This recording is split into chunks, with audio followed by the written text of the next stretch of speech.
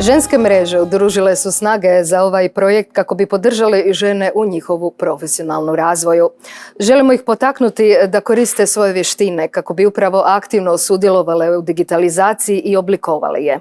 Po našem mišljenju, važno je da se žene što više uključe u društvo, poslovanje i politiku, jer raznolikost i različitost sadrže dodanu vrijednost i kreativnost koju naše moderno društvo danas itekako treba. Znači, počeli smo prije 30 godina, krenulo je sa proizvodnjom pršuta kao primarne namirnice i kao kralja suhomesnatih istarskih proizvoda. Nakon toga smo nastavili sa panceton, ombolon i kobasicon, što su sve istarski proizvodi kao delicije, neke koje su se nekad proizvodile u Istri. I nakon nekih 15 godina vratili smo i krenuli u proizvodnju sa špaletom.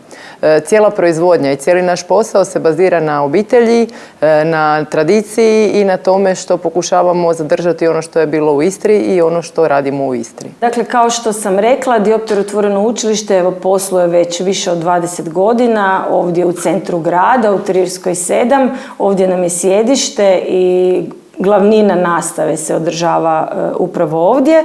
Primarno nudimo programe koji su verificirani od strane Ministarstva i znanosti, srednjoškolske programe, programe prekvalifikacije i dokvalifikacije, te programe osposobljavanja i usavršavanja. Udruga Zoom je neprofitna, nevladina organizacija, to znači da se u biti financiramo iz javnih izvora, iz nekakvih donacija i u biti nama je u interesu neko unapređenje i poboljšanje položaja mladih u lokalnoj zajednici. Mislim, ne samo na lokalnoj zajednici, nego kako sam spomenula i šire, jer se dosta bavimo i nekakvim politikama za mlade i temama koje su važne mladima, tako da tu već idemo i van okvira nacionalnog i međunarodne razine.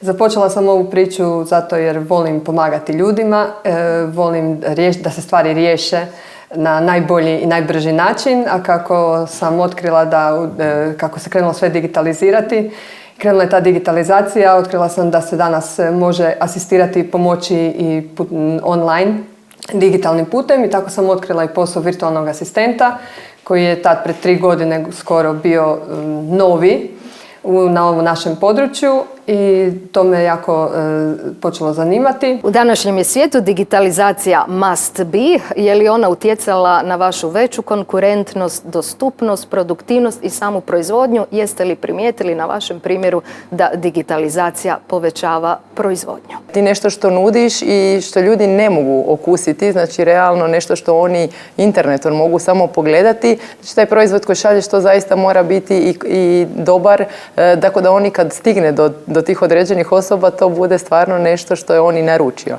Tako da kod nas je dotaklo do količinu recimo malo povećamo jer moramo imati i za naše potrebe, znači i za online, a isto tako da držimo i da još napredujemo u kvaliteti.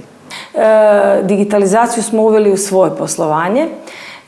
Prvenstveno smo nabavili, prvo je bilo nabava programa, računovodstvenog programa za praćenje poslovanja učilišta koji nam omogućava, dakle, knjigovodstvo u oblaku, omogućava nam da pratimo financijske rezultate i da jednostavno radimo sa bilo koje pozicije.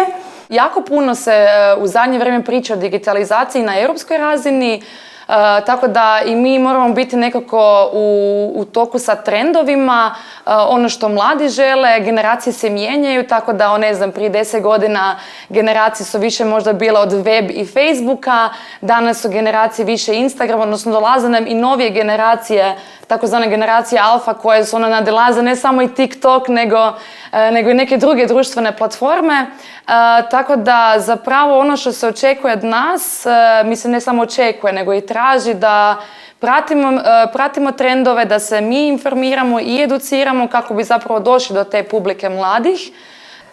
Također, znači, virtualni asistenti zapravo koriste svu digitalnu tehnologiju koja je danas dostupna i mogu se specijalizirati u različitim granama djelatnosti. Znači, postoje administrativni, pa virtualni asistenti za marketing, pa za financije i za tehnički dio posla. I ja sam se opredijelila, s obzirom na moje iskustvo, za administracije i financije, s obzirom da sam završila i ekonomiju i kasnije sam se specijalizirala za računovodstvo, tako da sam spojila te dvije moje ljubavi i strast prema administraciji, financijama i brojevima i u pomaganju da rasteretimo poduzetnice na taj način. Temeljni cilj BPV-a je da potiče žene da postignu svoj puni potencijal u radnom okruženju, da unaprijede svoje vještine i postignu profesionalni uspjeh.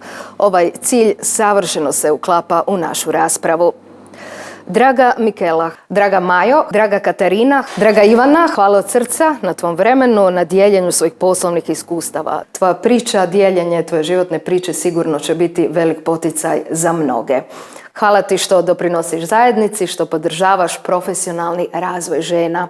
Želim ti uspjeh u budućem poslovanju i pozivam te da se i dalje družimo unutar BPV-a Prvog hrvatskog kluba Pula.